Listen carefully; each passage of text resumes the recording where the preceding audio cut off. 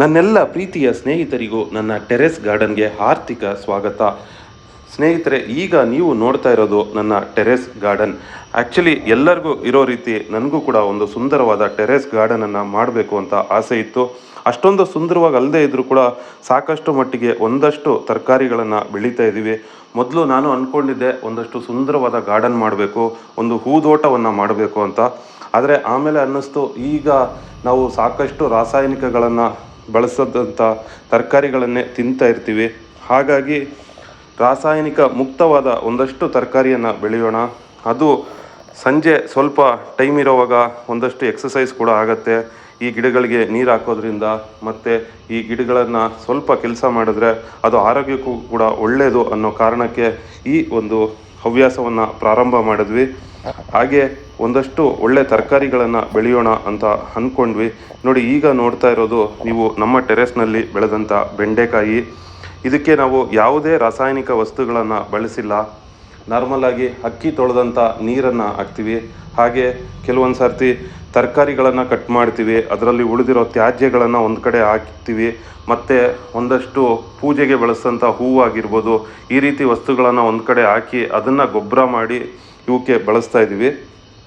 ಹಾಗಾಗಿ ಬೇರೆ ಯಾವುದೇ ರಾಸಾಯನಿಕಗಳನ್ನಾಗಲಿ ಕೀಟನಾಶಕಗಳನ್ನಾಗಲಿ ಬಳಸದೆ ಈ ತೋಟವನ್ನು ಬೆಳೆಸ್ತಾ ಇದ್ದೀವಿ. ಇದು ಒಂದಷ್ಟು ತರಕಾರಿಗಳನ್ನು ಕೂಡ ಕೊಡುತ್ತೆ. ಅಷ್ಟೇ ಅಲ್ಲ, ಒಂದಷ್ಟು ಒಳ್ಳೆ ಹೂಗಳನ್ನು ಕೂಡ ಬೆಳೆಸಿದ್ದೀವಿ. ದಾಸವಾಳ ಹೂವು, ಹಾಗೆ ಕನಕಾಂಬರ ಹೂವು, ಮಲ್ಲಿಗೆ ಹೂವು, ಇದನ್ನು ಕೂಡ ಬೆಳೆಸಿದ್ದೀವಿ. ನೋಡಿ, ಟೊಮಾಟೊ ಕೂಡ ಈಗ ಬೆಳೀತಾ ಇದೆ, ಒಂದಷ್ಟು ಹೂ ಬಿಟ್ಟಿದೆ.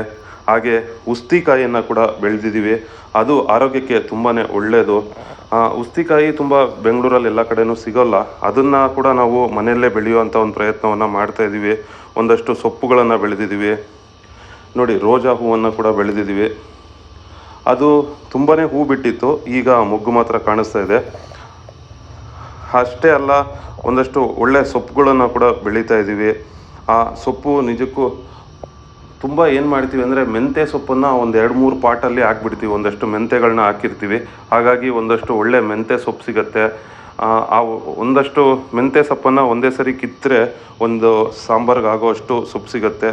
ನೋಡಿ, ಈಗ ಒಂದಷ್ಟು ಚಿಕ್ಕ ಚಿಕ್ಕ ಬೆಂಡೆಕಾಯಿ ಗಿಡಗಳನ್ನು ಕೂಡ ಬೆಳೆದಿದ್ದೀವಿ.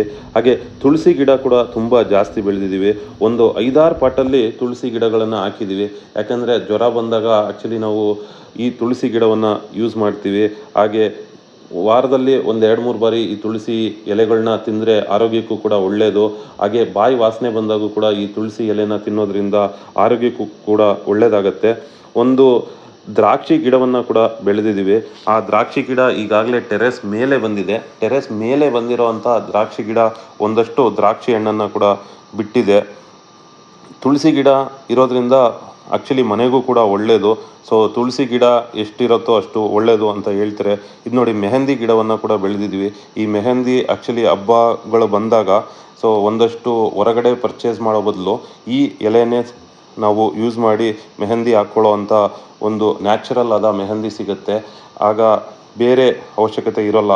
ಇದು ನೋಡಿ, ಇದು ಒಂದು ಸೊಪ್ಪು. ಆ್ಯಕ್ಚುಲಿ ಈ ಸೊಪ್ಪು ತುಂಬಾ ಆರೋಗ್ಯಕ್ಕೆ ಒಳ್ಳೆ ಸೊಪ್ಪು. ಈ ಸೊಪ್ಪನ್ನು ಯೂಸ್ ಮಾಡಿದ್ರೆ ಚರ್ಮದ ರೋಗಗಳು ಸ್ವಲ್ಪ ಕಮ್ಮಿ ಆಗುತ್ತೆ. ಯಾರಿಗಾದರೂ ಚರ್ಮ ಯಾವುದಾದ್ರೂ ಸ್ವಲ್ಪ ಪ್ರಾಬ್ಲಮ್ ಇದ್ದರೆ ಈ ಸೊಪ್ಪು ತುಂಬಾ ಅನುಕೂಲಕರವಾದಂಥ ಒಂದು ಸೊಪ್ಪು. ಹಾಗೆ ಸ್ವಲ್ಪ ಮೆಣಸಿನ ಗಿಡಗಳನ್ನು ಕೂಡ ಬೆಳೆದಿದ್ದೀವಿ. ಈ ಮೆಣಸಿನಕಾಯಿ ತುಂಬ ಚೆನ್ನಾಗಿ ಬಂದಿದೆ ಅಂತ ಹೇಳೋಕ್ಕಾಗಲ್ಲ. ಒಂದಷ್ಟು ಮೆಣಸಿನಕಾಯಿಗಳನ್ನು ಬಿಟ್ಟಿದೆ.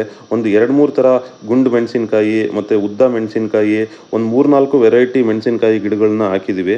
ಆ ವೆರೈಟಿ ಮೆಣಸಿನಕಾಯಿ ಗಿಡಗಳು ಈಗ ತಾನೇ ಕಾಯಿ ಬಿಡೋದಕ್ಕೆ ಪ್ರಾರಂಭ ಮಾಡಿದೆ. ಸೊ ಸ್ವಲ್ಪ ಕಾಯಿಗಳನ್ನ ಆಲ್ರೆಡಿ ಕಿತ್ತಿದ್ದೀವಿ. ಇದುವರೆಗೂ ಒಂದು ಅರ್ಧ kg ಮೆಣಸಿನಕಾಯೇ ಸಿಕ್ಕಿದೆ ಅಂತ ಹೇಳ್ಬೋದು.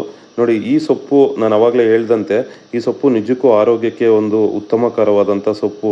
ಈ ಸೊಪ್ಪನ್ನು ನೀವು ಕೂಡ ಒಂದು ಪಾಟ್ನಲ್ಲಿ ಬೆಳೆದ್ರೆ ಇದು ಆರೋಗ್ಯಕ್ಕೆ ತುಂಬ ಒಳ್ಳೆಯ ಸೊಪ್ಪು ಅಂತ ಅನಿಸುತ್ತೆ. ಹಾಗೆ ಕೆಳಗಡೆ ಆ್ಯಕ್ಚುಲಿ ಮನೆ ಮುಂದೆಗಡೆ ಒಂದಷ್ಟು ಮಾವಿನ ಗಿಡ ಮತ್ತು ದಾಳಿಂಬೆ ಗಿಡ, ಒಂದು ಪೇರಳೆ ಹಣ್ಣಿನ ಗಿಡ ಮತ್ತು ಒಂದು ನುಗ್ಗೆ ಮರ, ಇವನ್ನೆಲ್ಲ ಹಾಕಿದ್ದೀವಿ. ಆ್ಯಕ್ಚುಲಿ ನುಗ್ಗೆ ಸೊಪ್ಪು ಆರೋಗ್ಯಕ್ಕೆ ತುಂಬಾ ಒಳ್ಳೆಯದು. ಒಂದು ನುಗ್ಗೆ ಮರ ಇದ್ದರೆ ನುಗ್ಗೆ ಕಾಯಿಗಿಂತ ಆ ಸೊಪ್ಪನ್ನು ಅಟ್ಲೀಸ್ಟ್ ವಾರಕ್ಕೊಂದಿನ ಬಳಸ್ಬೋದು. ಆ ಸೊಪ್ಪು ಆರೋಗ್ಯಕ್ಕೆ ತುಂಬಾ ಒಳ್ಳೆಯದು. ಕ್ಯಾಲ್ಸಿಯಂ ಜಾಸ್ತಿ ಇರುತ್ತೆ ಆ ಸೊಪ್ಪಿನಲ್ಲಿ. ಹಾಗೆ ಒಂದಷ್ಟು ಮಾವಿನ ಗಿಡಗಳನ್ನ ಬೆಳೆಸಿದ್ದೀವಿ. ಅದೀಗ ತಾನೇ ಮಾವಿನಕಾಯಿ ಬಿಡೋದಕ್ಕೆ ಪ್ರಾರಂಭ ಮಾಡಿದೆ. ಆ್ಯಕ್ಚುಲಿ ಇದು ಸೀಸನ್ ಅಲ್ಲ, ಆದರೂ ಕೂಡ ಒಂದಷ್ಟು ಮಾವಿನಕಾಯಿ ಬಿಟ್ಟಿದೆ. ಅದಲ್ಲದೆ ಬಾಳೆ ಗಿಡಗಳನ್ನು ಕೂಡ ಹಾಕಿದ್ದೀವಿ. ಆ ಬಾಳೆ ಗಿಡ ಈಗ ಆಲ್ರೆಡಿ ಒಂದು 2-3 ಗೊನೆ ಬಿಟ್ಟಿದೆ. ಸೊ ಒಂದಷ್ಟು ಫ್ರೆಶ್ ಬಾಳೆಹಣ್ಣು ಕೂಡ ಸಿಗುತ್ತೆ. ಇದು ನೋಡಿ ತೊಗರಿಕಾಯಿ, ಒಂದು ಚಿಕ್ಕ ಗಿಡದಲ್ಲಿ ಒಂದು 3 ತೊಗರಿಕಾಯಿ ಬಿಟ್ಟಿದೆ. ಮತ್ತು ಒಂದೆರಡು ಪಪ್ಪಾಯ ಮರಗಳನ್ನ ಕೂಡ ಹಾಕಿದ್ದೀವಿ. ಅದು ಆಲ್ರೆಡಿ ಪಪ್ಪಾಯ ತುಂಬಾ ಕಿತ್ಕೊಂಡಿದ್ದೀವಿ.